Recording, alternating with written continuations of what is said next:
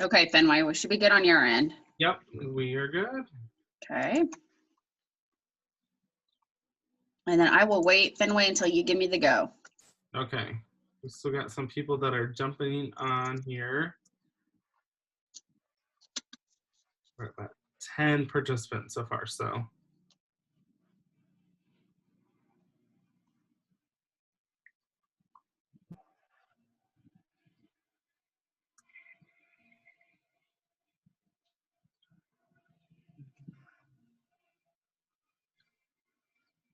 We're just gonna wait a minute till see if more people jump on.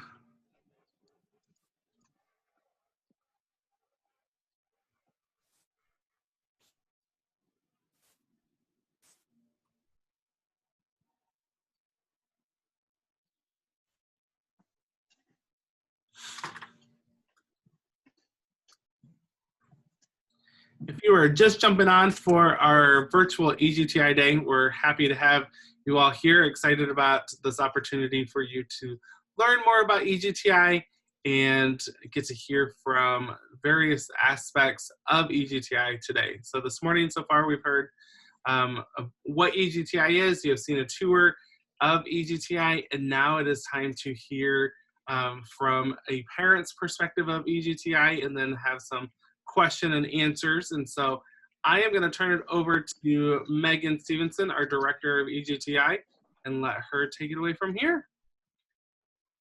All right, Fenway, and then if you have questions, you'll look at the chat box, right?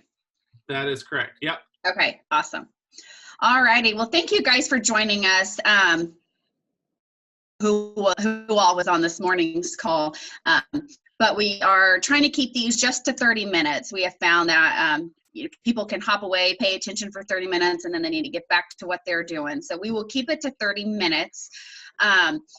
For this 30-minute session, I wanted to provide you all an opportunity to hear from a parent of an EGTI grad. One of the biggest concerns we hear oftentimes is parents' fear of sending their son or daughter away for an extended period of time. And so we will let you hear from a parent to know what it was like on his end, any feelings that he kind of went through, just so you get that perspective rather than just us kind of talking to you about the experience. So I want you guys to meet Garry. Garry is on the call with us now, and Garry is Gil's dad. So I will let Garry just share a little background information about Gil, so you guys kind of get a better idea of his profile and kind of where he came from. Garry, so tell us a little bit about Gil for people who are on the call. Good morning, everybody. Gil is currently 20 years old. Gil is high functioning, and him and I and his brother started over in 2013, just the three of us, and Gil has done very well under the circumstances. Never knew he was autistic until later in life, because he just assumed that this is the way things were. Gil is just like he looks there. He's big and jovial. Jolly. We were jolly, and jovial. He's got it all together. But anyhow, Gil had, I was very protective of Gil. It was just the three of us. I found a place right across from the high school and right across from his middle school that that was secure. So I kind of, I took care of him the best I could. We were blessed with the Warsaw Community School System, and they were able to kind of help me work through the bugs. And I know you as a parent, you've been through a lot when you look at your disability and Medicaid and Medicare and on and on and on and on. And all of these programs are just tough. And they get to be depressing. And I know you've all been through that. I woke up one morning and Gil's in high school and he's in culinary arts doing real well. And all of a sudden I realized he's a senior, and what am I going to do now? and he was just beginning his senior year. But we had heard through a case manager through the waiver that there was a new program called Erskine Green. And I reluctantly said, okay, I'll take a look at it. And I say reluctantly, I had just gotten done with some paperwork with one of the organizations, and I was pretty much fed up. And I gotten a hold of Megan, and she walked, I mean, the same day, an email, which just floored me. She walked me through the program and made my comfort level good.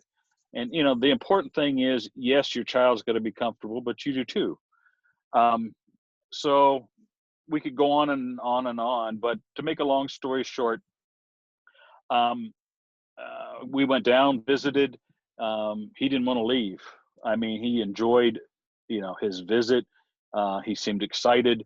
The feeling there is one of excitement.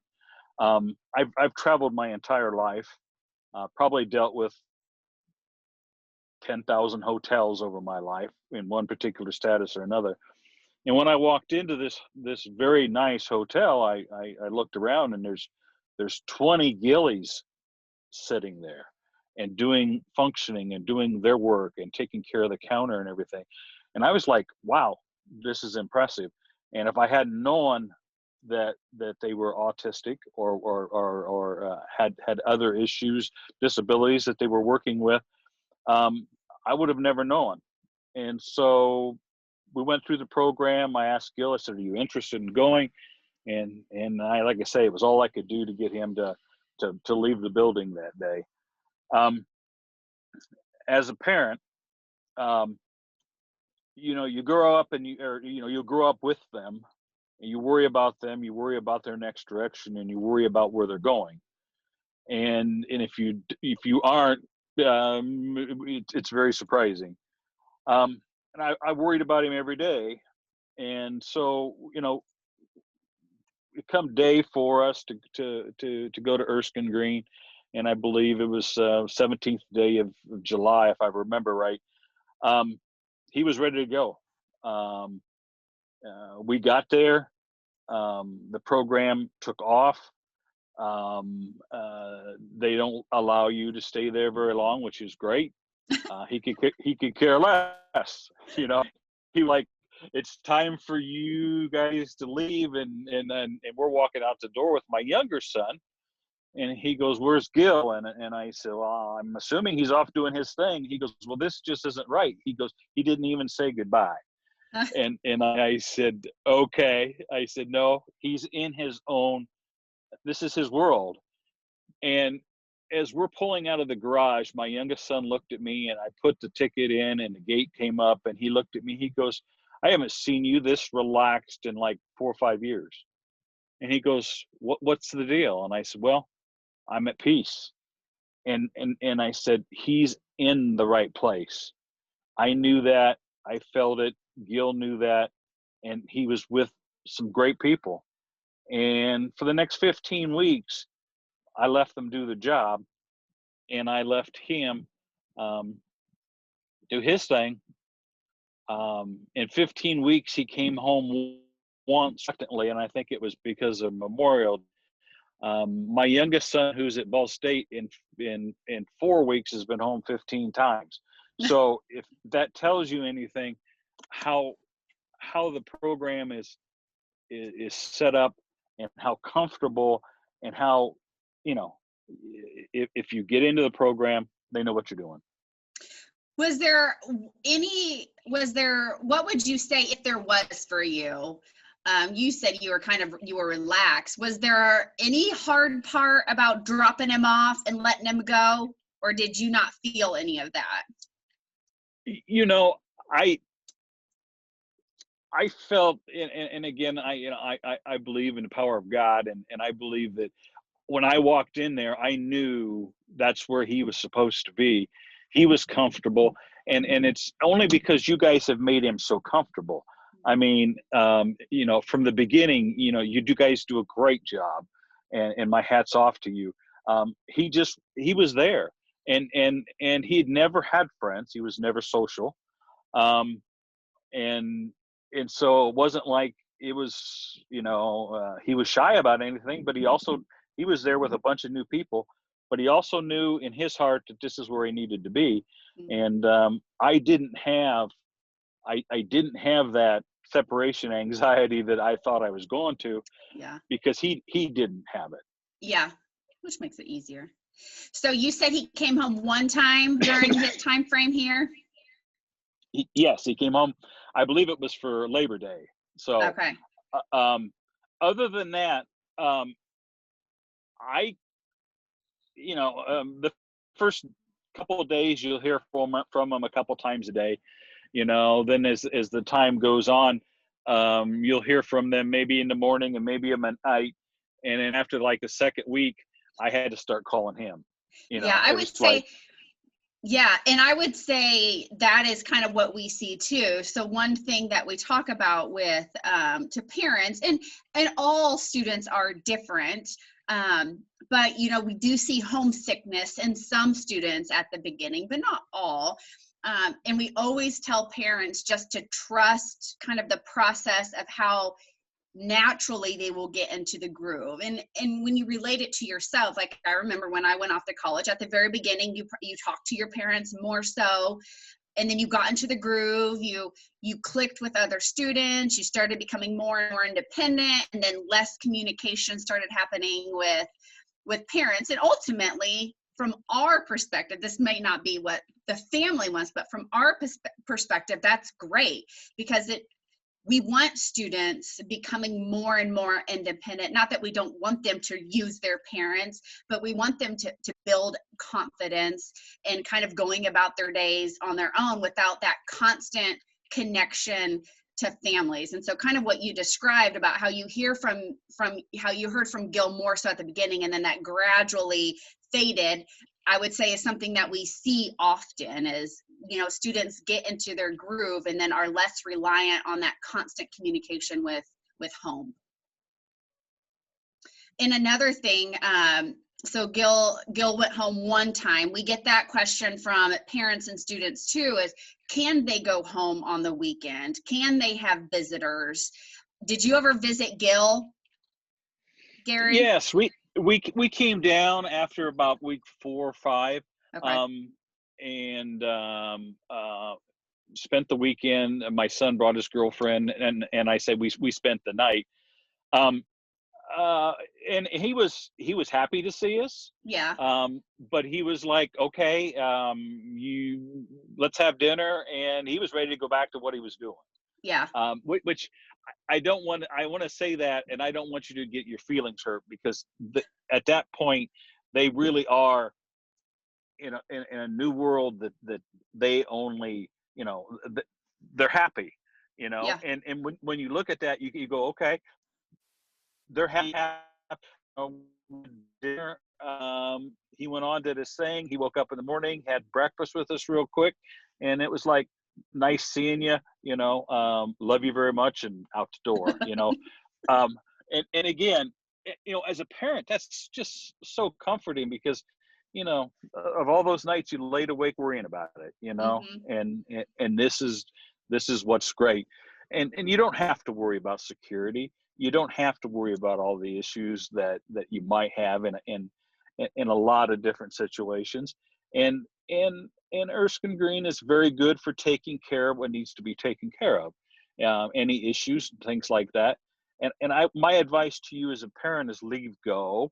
The minute you walk out of there, just kind of let go. I mean, I'm not saying don't listen to your children. You got to. But I'm saying is let these people do what they are really, really good at. And it worked for us. It's been a blessing. Okay, so when he finally did move back home, or did you notice any differences, bigger differences from the time he started when he dropped him off to the end? What were some noticeable things? He wasn't the same kid. He was one of his counselors through the waiver came down to see him about 3 weeks after he'd been there. And he got on the phone, he got out, and he's calling me going, Garry, he goes, our kid's not even the same kid anymore. And I go, what do you mean? And he started in, and he was so excited. And when I picked up Gil and brought him home, he wasn't the same. He wasn't the same kid. He knew about teamwork. He knew about self-responsibility. He knew about, how to interact in public. I was working seconds at the time doing a project, and I got home at 10 o'clock one night, and I'm walking into the apartment, and I hear laughter and a big party going on inside my apartment. I'm thinking, what's going on? And I opened the door, and it was just Gil, and he was on a conference with all of his other friends from Erskine Green. And it was like, wow, okay. He goes, just go to bed, Dad. Don't let us bother you. And I'm going, okay, dokie. But I mean, you're gonna find a new individual, and in 15 weeks, you'll be surprised what you'll find. Maturity-wise, he's handled COVID very, very well. We were able to get him a job. He's been able to maintain that job through the COVID situation, and it's done very, very well. I took ill about 2 months after he got out of school, and he helped pull the family together to keep everything going. And it was just like, wow, where did this person come from? And like I say, those 15 weeks just changed his life entirely. I would say one thing that we see, which affects everything, is just confidence. The level of confidence that students gain just by being provided an opportunity to actually get to try to do something on their own without family there constantly, provides the level of confidence that a lot of our students need to get moving in the right direction. And that affects everything. When you have confidence, you see it across all different areas. So you kind of talked about his job. What is he up to now? Well, he's currently at the same job. He works for a at the time was a startup called Oak and Alley, and he's in. Of course, he does dishes, and he does prep work. He basically it's a gourmet sandwich, and they also have fine beers, fine cocktails. So he does a lot of the prep work. He does a lot of the running, back and forth and keeping the team going. And the one thing we find out is if you've ever worked a line in a restaurant, sometimes things can get hectic and tempers can flare. And it's funny. His boss said one day, he said, Gil stood right up and said, "Okay, boys, we're all a team. We can make this happen." And he was the one calming everybody down. And that to me plays a huge part. But he's been able to handle the COVID situation very well. Of course, he was not working when a lot of people weren't working. Yeah. But he kept optimistic, and of course he's back at it. He has a better understanding of life. He can almost get philosophical on you if you'll sit there and you'll let him. But it's funny what they can do. What that 15 weeks does is triggers all these things that's going on in people's head. And it would be the same if it was you or I. If people open a door and make you think about things, Erskine Green makes them think about a whole lot. And I can't say enough about that, because that's what it's all about. And it opens that door that, we can't get open. Yeah. It's an opportunity, that a lot of our students don't have. Yep. Okay. So I talked earlier I think at 8:30 is when it was, to individuals who were on that call about prerequisite skills. So skills that students who are in high school now should be working on to better prep them for an environment like EGTI. So Garry, if you think about, okay, if my son he's not in high school, but if I had a child who is still in high school, what are some tips on skills that would be worth focusing on now in high school to prep them for an environment like EGTI? Well, besides appearance, besides, your hygiene, making sure they're comfortable around the washer or dryer. There was three guys living in one apartment, so we all knew how to fold clothes and wash and dry and do all that kind of stuff.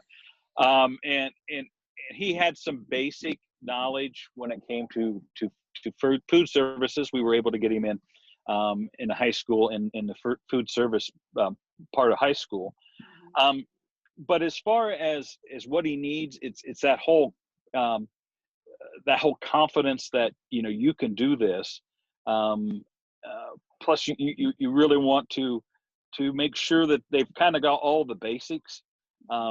He had no idea what a checkbook was like. I mean, he had a debit card, but I mean, these are all things that EGTI helped.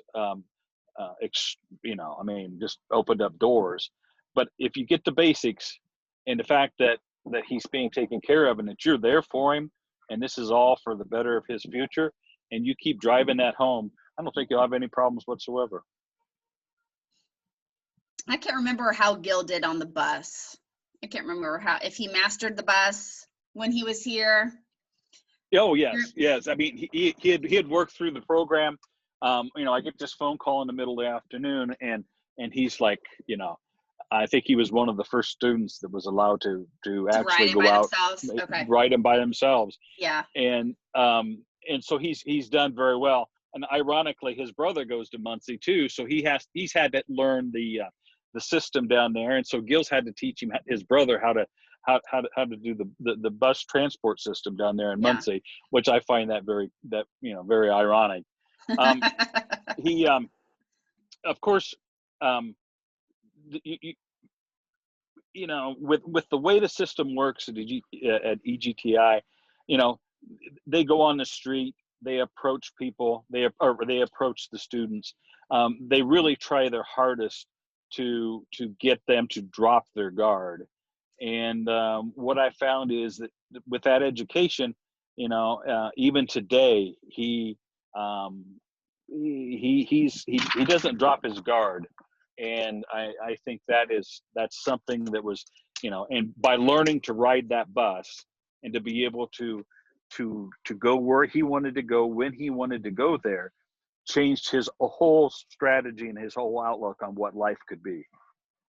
So what Garry said about dropping the guard. So we, for those listening, I know we have some students on here. So if you ever become an EGTI student, you're getting a tip. But we have some actors and actresses that we don't call them that, but that we know that our students do not know. And so after we're teaching, what to do if somebody's knocking on your hotel room door and you don't know who it is.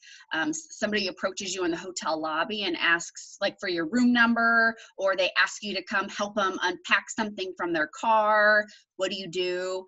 And we do some panhandler work. So if you are approached at the bus station, or if you're approached while walking around downtown Muncie and somebody asks you for $1 or $2, what do you do? And so we practice that amongst ourselves. We talk about what to say. We role play it amongst ourselves.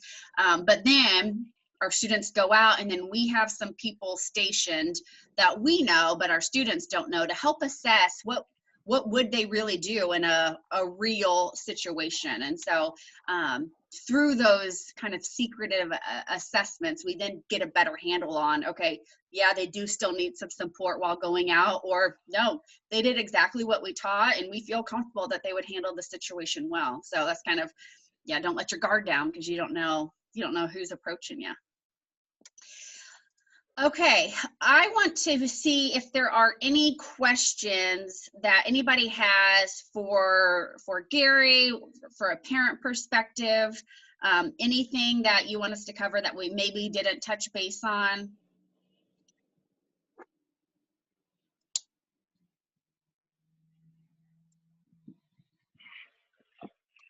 Fenway, is there anything that we could touch base on that maybe we didn't?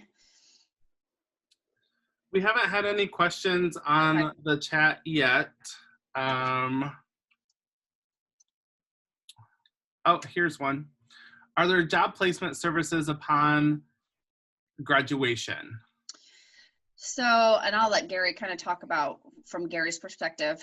Most of our students are vocational rehabilitation consumers, which means they then have a job coach when they return home. So that job coach is part of our exit meeting. So before the student exits, we have a meeting with our staff, the student, parents, VR counselor, oftentimes Medicaid waiver staff, job coach, to talk about how did the student, how they did, what's our plan moving forward, strengths, challenges, and then when the student moves back, that job coach is the one who's local, who's then supporting the student with the job placement piece. Garry, was Gil working with the job coach? We were set up with VR, and of course they were very gracious in helping us with the program. We had an acquaintance that had started this business, and I think there was a reluctance on his part at the time. But anyhow, he said, "Well, yeah," he said, "when he gets back," he said, I'll see what I can do." And he said, "You know, maybe we'll start him out a day here and a day there." And I said, "Okay, well, great." You know, so we brought him home. The job opened up. This was on a Thursday. He started on a Friday, and so he gets home, and I says, "Okay." I said, "So are you going to work next week too, or what are they talking?" He goes, "Oh no, I'm working tomorrow." And I go, "Okay." And this was Saturday, and I said, "Okay, well, what about next week?" He says, "I'm working Tuesday, Wednesday, Thursday, Friday, and Saturday next week." And I'm going, "Oh, I guess you got a job." He goes, "Yeah, I love it." So, you know, we were very fortunate. It worked out well. You know, of course, vocational VR was there. You know, our counselor through the waiver, he was also there to support us if we needed it. But Gil had all the skills. I mean, he knew how to tear down a dishwasher. He knew how to tear down and do food prep. Of course, he was, you know, he was certified. I mean, he had all the skills, and we were just fortunate. He was just able to get into a situation that didn't require much coaching at all. But it was nice to know that it was there if we needed it. So you had both the support of, and this is the same with a lot of our students, is they have typically the family support waiver. So you have waiver personnel, whether or not it's a behavior consultant or other services that you're using with your waiver. And then you also have a job coach. So it looks like Gil had a little bit of both to support him. Right.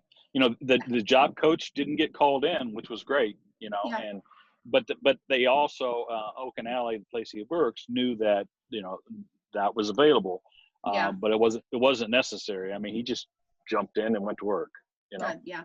So, you know, we were very fortunate that way. Yeah. Any other questions, Fenway? Nothing else has come in at the moment. Okay. If you've got questions, feel free to put them in the chat. We will ask those. I think we've got 2 minutes. We've got about 2 minutes until our time is up. And if you think of any questions after the presentation and our Zoom call ends, feel free to email us at info@EGTI, and we'll answer those questions there as well.